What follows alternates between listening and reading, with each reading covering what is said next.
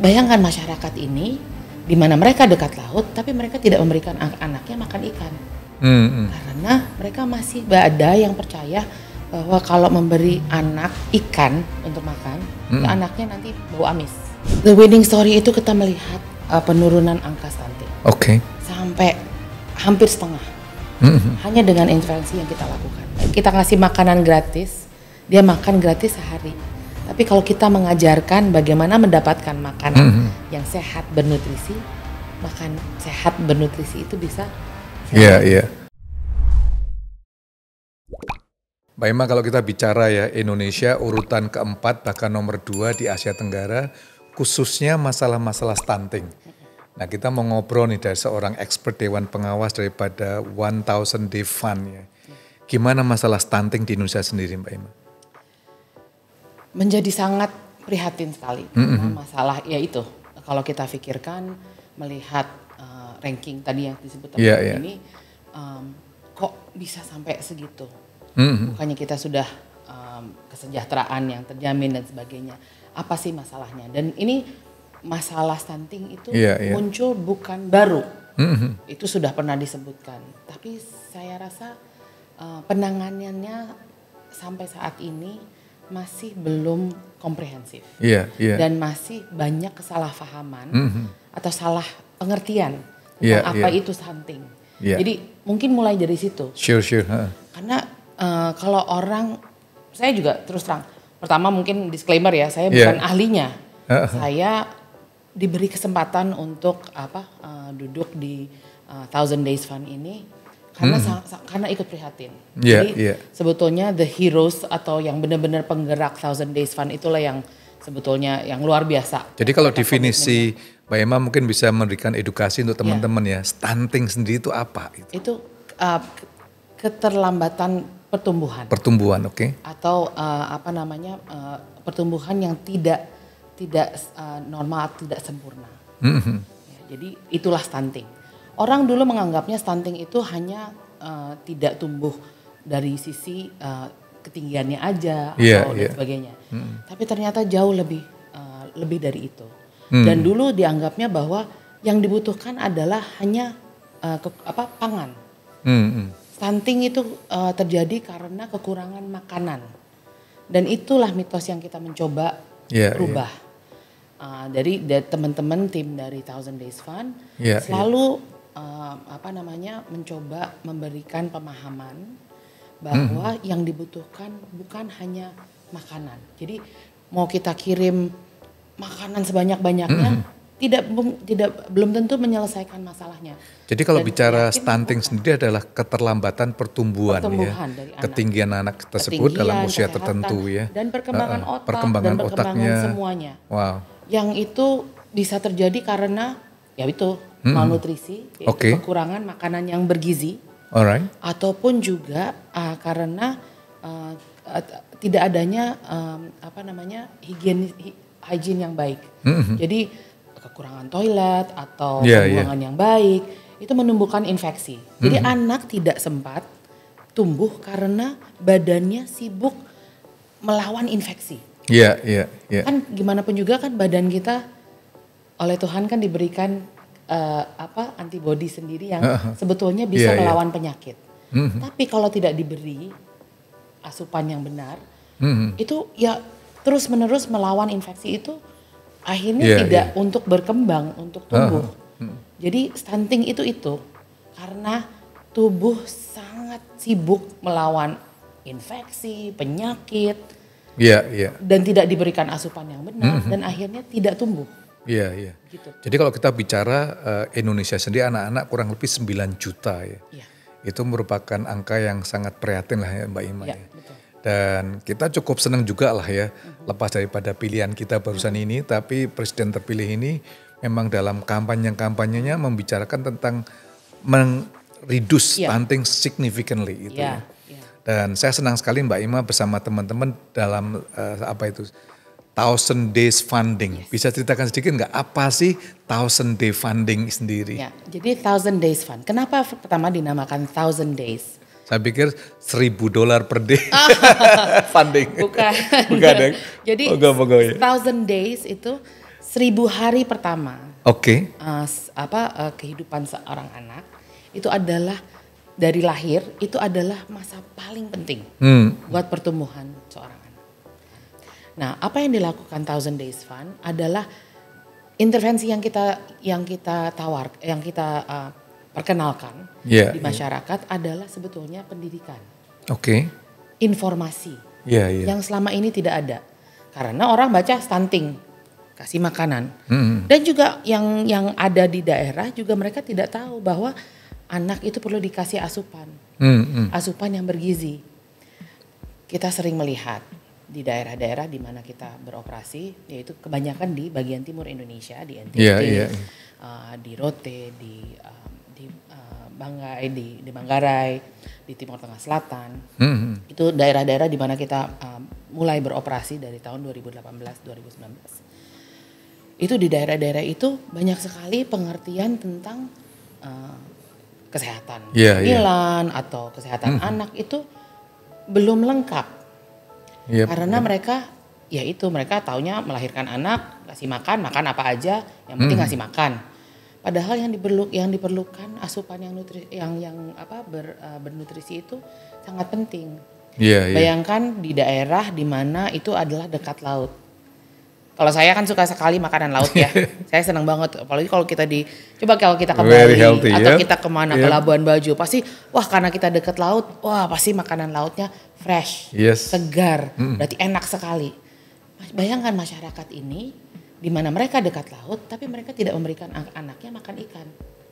Karena mereka masih ada yang percaya mitos-mitos yang sudah turun-temurun. Sampai sekarang mitos-mitos itu ya. Bayangkan ada yang paham bahwa bahwa kalau memberi anak atau anak ikan untuk makan, anaknya nanti bau amis.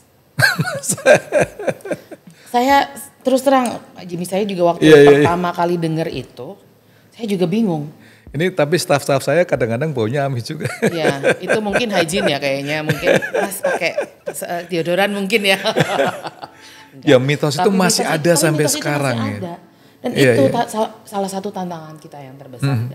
Jadi apa yang ditawarkan oleh Thousand Days Fund, apa yang diperkenalkan oleh Thousand Days Fund adalah informasi. Oke. Posyandu adalah program pemerintah yang sudah ada sejak berpuluh tahun. Years, Ingat kan? Iya. Saya dan Mas Jimmy kayaknya umurnya nggak jauh beda ya. Kita nggak samain umur deh sekarang. Ingatlah dulu kan Posyandu itu adalah kebanggaan Indonesia, program-program itu. Bayangkan 1,5 juta kader kesehatan Posyandu yang sudah ada, 90% dari mereka tidak diberikan training untuk ini. Jadi kita mencoba mencari intervensi di mana kita bisa. Kita nggak mau boleh dikatakan reinventing the wheel ya. Kita menggunakan infrastruktur yang ada lah. Posyandu itu 60% penduduk Indonesia itu bergantung pada Posyandu. Kalau Posyandunya sendiri tidak memiliki training, gimana kita?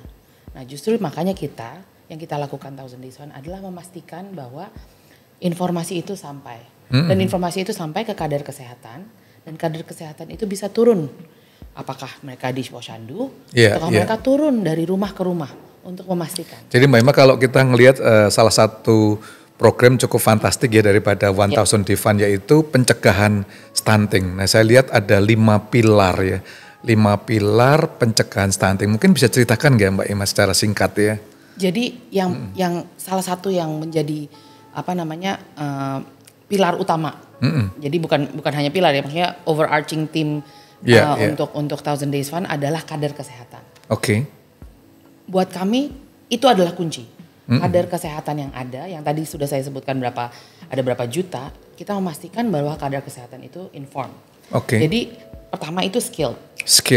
Memastikan bahwa mereka itu diberikan training yang benar. Oke. Atau diberikan informasi yang memadai dan mencukupi supaya mereka bisa turun ke lapangan. Oke.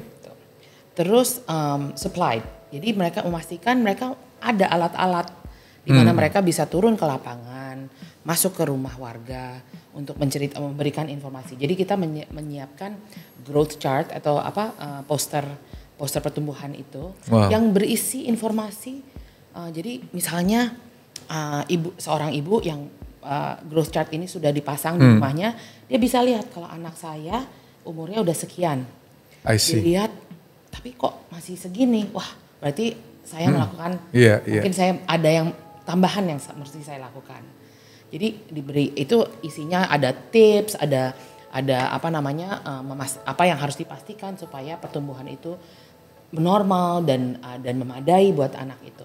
Jadi growth chart itu kita supply ke kader kesehatan untuk ditempel di rumah-rumah masyarakat yang ada. Supervise memastikan bahwa ya itu benar-benar dilakukan. Jadi kita setiap growth chart yang kita pasang, yaitu udah sampai kalau nggak salah 300.000 di seluruh Indonesia itu ada QR code-nya. Dimana kalau di scan itu muncul nanti di kami kelihatan di mana aja sudah terpasang growth chart tersebut. Jadi kita bisa memantau udah berapa yang terpasang dan kita bisa mengunjungi. Apakah benar ibu udah dikasih makan apa anaknya? Dikasih telur, coba ditunjukin bagaimana disiapkannya atau bagaimana apa yang sudah. Jadi memastikan itu juga sustain adalah memastikan berkesinambungan. Jangan sampai itu program ini hanya, kadang-kadang saya suka sedih ngelihat program-program yang memang ada jangka waktunya untuk berapa tahun, nanti sudah tidak ada dananya ditinggal. Kita memastikan ini berkesinambungan. Itu penting sekali karena kita maunya stunting itu sampai 0. Kalau udah 0 jangan sampai naik lagi kan. Jadi itu harus sustainable. Dan yang salaried. Salaried kenapa ini sangat penting. Saat ini kita melihat kader kesehatan banyak yang volunteer. Kalau volunteer kan walaupun dari ya maksudnya sangat mulia. Jadi yang kelima itu salaried. Salaried. Gaji gitu. Digaji. Ya. Oke. Insentif. Nakes-nakesnya atau pos orang-orang di Shandu. Ya, jadi supaya kalau kita memikirkan pendanaan, kita memikirkan budgeting, kita tidak hanya memikirkan pendanaan untuk satu saat untuk dikasih makan, enggak, tapi harus diberikan insentif supaya mereka giat untuk memberikan penyuluhan bagi masyarakat yang ada dan juga memastikan bahwa mereka juga mau di training dan sebagainya. Dan selama ini kita mendapatkan testimoni dari kader-kader kesehatan yang kita training, mereka sangat senang. Mereka sangat mau mendapatkan informasi karena mereka mau merasa berguna. Itu adalah alasan kenapa mereka menjadi kader kesehatan. Jadi mulai dari skill and then supervise, supply, sustain and salary. Memastikan itu. Jadi kenapa itu penting juga supaya memastikan itu tadi dalam pendanaannya sudah tercakupi semuanya juga. Dan itu penting ketika kita kerjasama dengan pemerintahan daerah memastikan itu masuk ke dalam budgetnya. Karena tidak mungkin tanpa, makanya tadi saya memastikan bahwa kita ini tidak ingin melakukan ini semua tanpa bergandengan dengan pemerintah. Pemerintahan yang akan datang, siapapun, kita ingin bergandengan dengan pemerintah. Karena ini tidak mungkin tanpa adanya perubahan kebijakan juga. Jadi ini harus masuk ke dalam program yang akan dibangun. Jangan sampai kan kadang-kadang kita jangan sampai tangan kanan nggak tahu apa yang tangan kiri yang dilakukan tangan kiri. Kita mau melakukan ini sebagai kerjasama yang partnership yang berjalan supaya tujuan utamanya apa?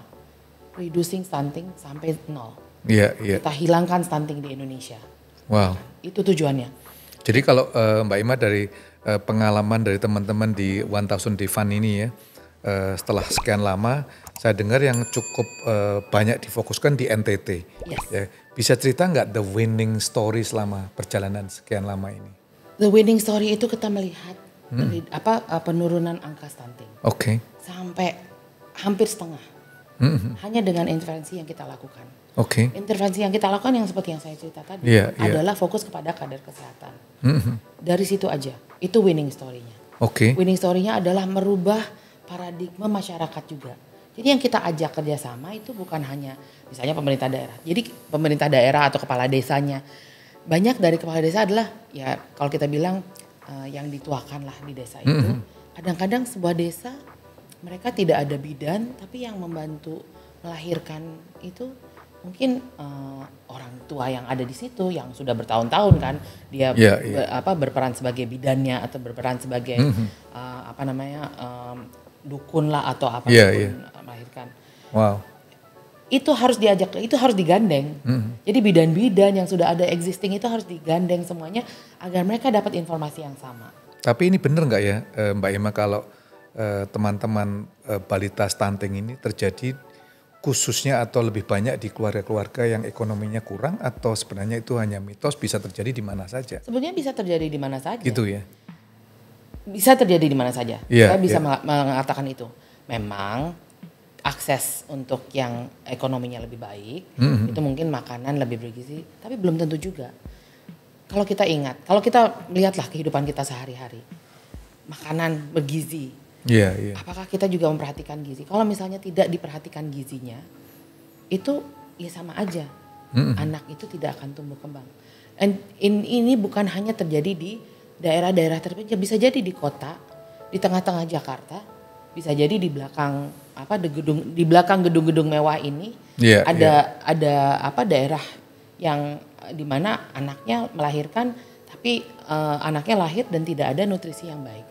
Bisa jadi bukan hanya geografisnya aja dan bukan hanya tingkat ekonominya. Kalau memang tidak memiliki informasi yang tepat untuk memastikan nutrisi, hygiene dan kesehatan ibu hamil, bisa saja terjadi stunting. Jadi kalau kita summary ya Mbak Ima, ini kan banyak tagline generasi bebas stunting. Yes. Apa yang menjadi denyut jantung generasi bebas stunting sendiri itu? Buat saya tetap adalah memastikan kita memberi support yang sebesar-besarnya terhadap kader kesehatan. Iya. Karena kita juga bukan hanya untuk stunting, untuk banyak hal kader kesehatan menjadi lifeline buat banyak masyarakat di Indonesia di mana saja. Iya. Itu kesehatan itu paling penting lah. Kita tidak bisa melakukan apa-apa kalau kita tidak sehat. Saya tahu banget itu. Iya. Saya tahu banget itu. Jadi buat saya kesehatan untuk generasi bebas stunting yang kita pastikan adalah yuk kita cari informasi yang benar, yuk kita sampaikan informasi yang benar supaya apakah itu pendanaan, apakah itu bantuan, apakah intervensi apapun itu tepat. Iya. Jangan sampai kita menghamburkan resources yang memang sudah sedikit tapi tidak menyelesaikan masalah. Mbak Ima, yang penting kan apakah pendidikan untuk para ibu-ibu penting juga. Daripada sekedar tenaga kesehatan memang penting ya.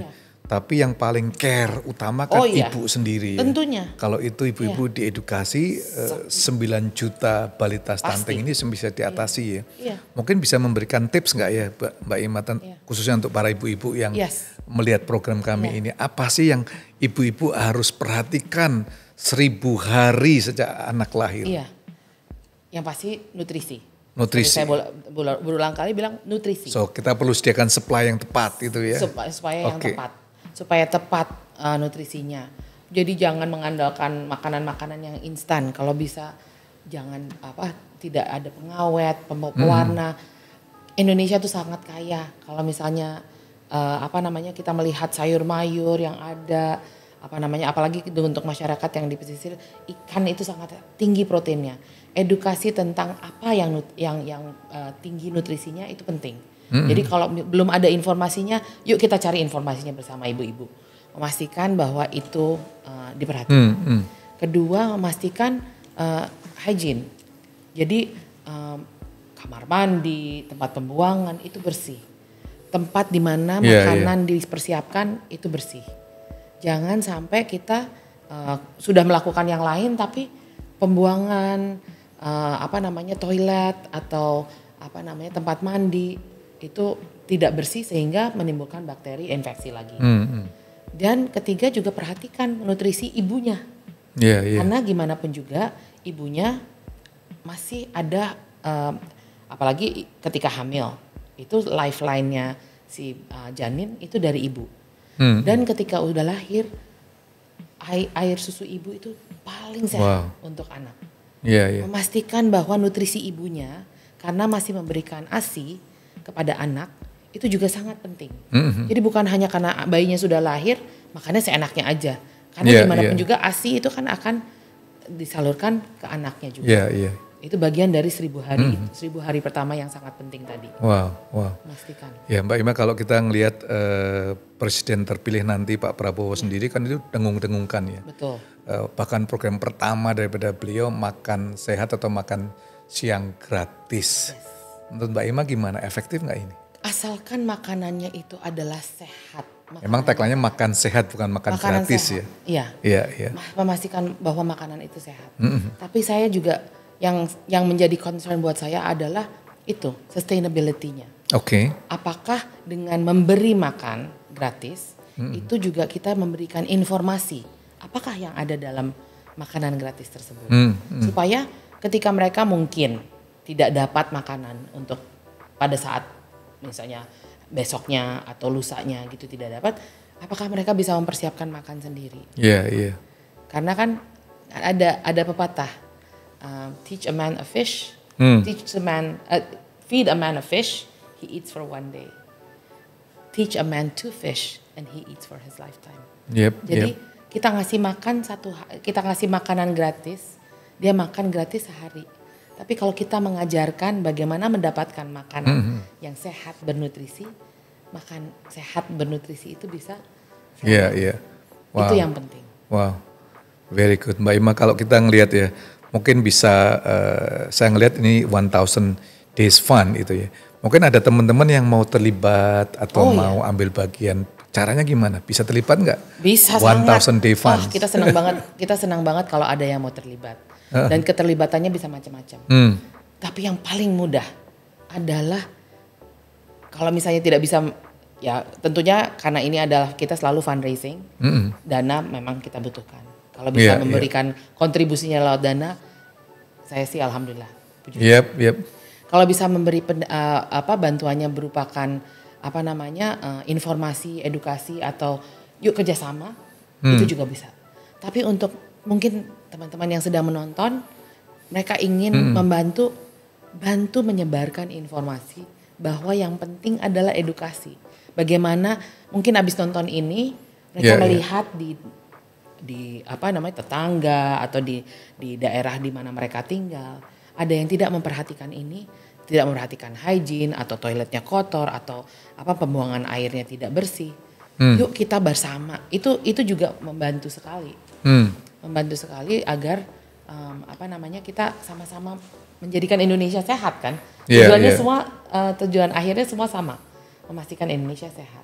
Jadi kalau misalnya hanya yang bisa dibantu adalah menyebarkan informasi atau membantu 1000 Days Fund dengan meyakinkan pemerintah atau kepala-kepala daerah bahwa support atau dukungan terhadap kader-kader kesehatan ini penting, bukan hanya untuk daerahnya tapi untuk diri mereka sendiri.